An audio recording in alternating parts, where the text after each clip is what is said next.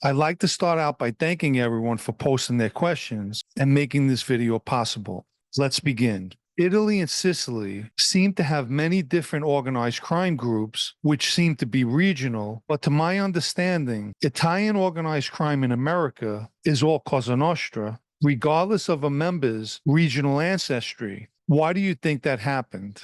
It's a fact that Cosa Nostra dominates in America. Throughout the years, members of the Sicilian mafia have come to this country. However, if they wanted to do business with members here, most were offered the opportunity to be inducted into one of the five families. I met members of the Ndrangheta in Long Island in 2017 who were operating in the United States. So being that it's 2024, I'm sure there's a lot more here, as well as other organized crime groups from Italy. What hobbies do you enjoy on your downtime? Also, what's your favorite cigar? I enjoy hiking, walking, reading, researching, and of course, writing. What I truly enjoy is cooking. For example, I bought live crabs that I'll be putting in the sauce for dinner. As for cigars, which according to my doctor, I can no longer smoke, I enjoyed Monte Cristo, Drew Estate, Avo, Alec Bradley, Cohiba,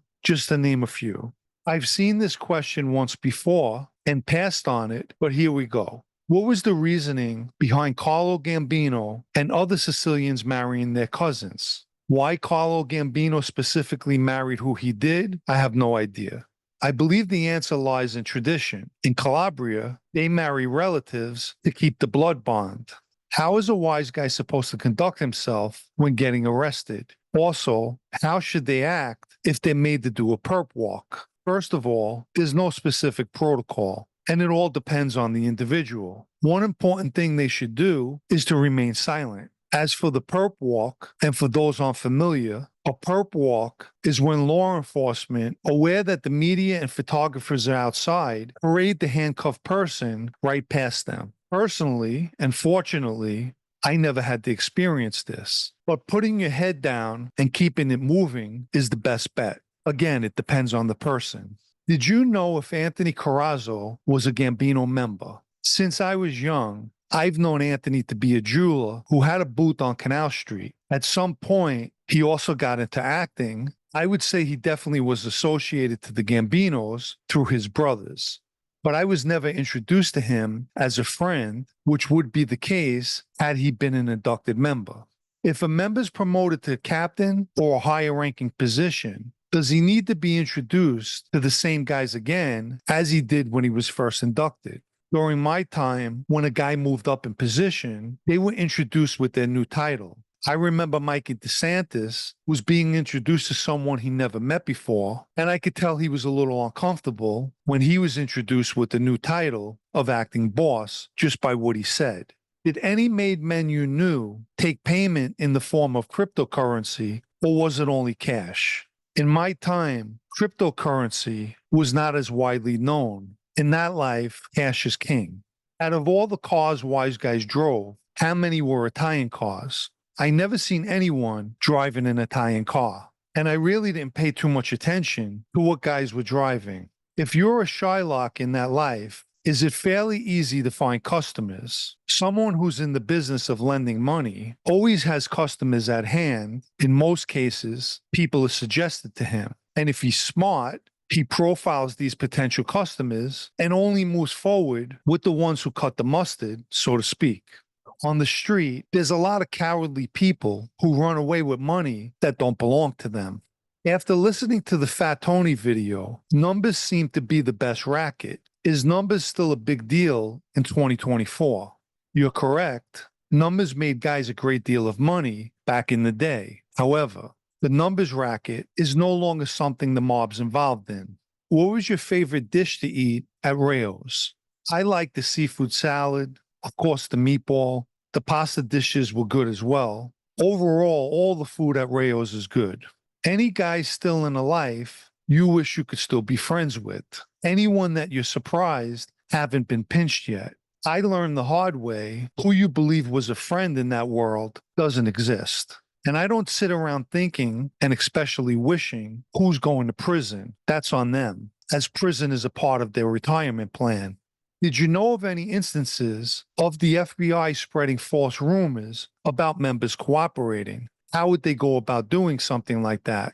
The FBI are professionals when it comes to putting out disinformation. For example, while the Lucchese members were locked up on the Michael Melnish murder case, there was friction between, I believe, Matty Madonna and Chris Londonio.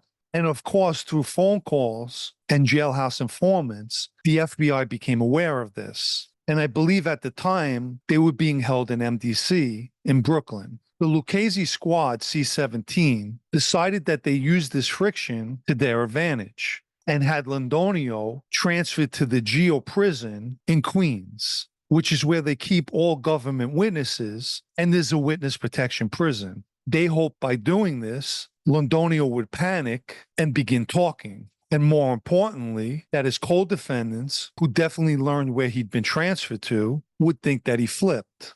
This wasn't the case, and eventually he was transferred out of there. Let me add some perspective to this. Essentially, what they did was directly and intentionally put Londonio's life in jeopardy. When they transferred him back, he could have easily been killed.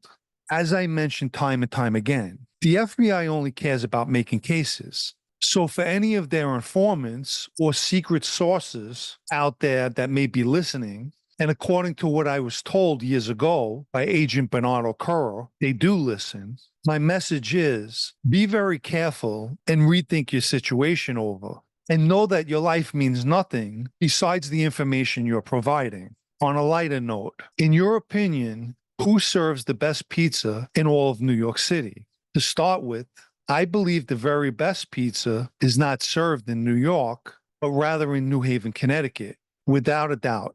New York has many good spots, John's of Bleecker Street, Joe's Pizza, the Farah, and I'll always love New Park Pizza in Howard Beach. If there was ever drama between wives and girlfriends, did the men become involved in that? I take it you mean wives and their girlfriends. I don't believe anyone's going to get involved in that, with the exception of advising their wives, maybe not to bother with someone who's viewed as a shit stirrer. How do mobsters nowadays get cash into their legitimate business, and how did you do it? There are various ways, and by means of accountants, to reinvest money, or in a legal term, launder money. But specifically, I don't know what other people did or do with their money. As far as me, and according to popular belief, I was a brokester.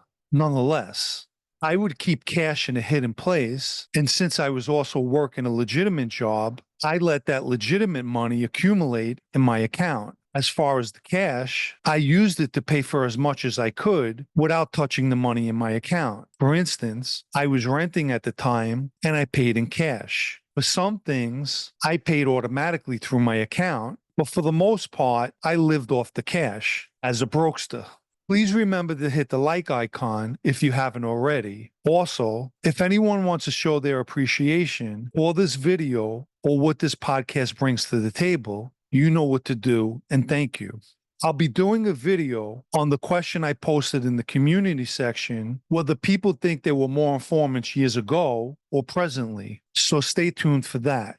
And for the last question, what are your thoughts on the capture of El Mayo? Ishmael Zambada Garcia, known as El Mayo, is considered one of the biggest drug lords in Mexico. On July 25th of last week, El Mayo stepped off a plane at a small airport outside of El Paso, Texas, and right into the hands of American federal agents. Apparently and allegedly, he was betrayed and set up by Joaquin Guzman Lopez, the son of El Chapo, who was El Mayo's partner. Lopez told El Mayo that they were going to be looking at real estate in northern Mexico, and El Mayo had no idea that their plane would be landing in Texas. Obviously, Lopez worked out a deal for himself, as well as his brother Ovidio, who was already in federal custody in the United States. El Mayo had a $15 million U.S. bounty on his head and faces multiple charges in this country. My thoughts on his capture is it's similar to the mob, who you may believe is your friend, is the one who will stab you in the back. I believe what took place will make a good movie or episode on Narcos.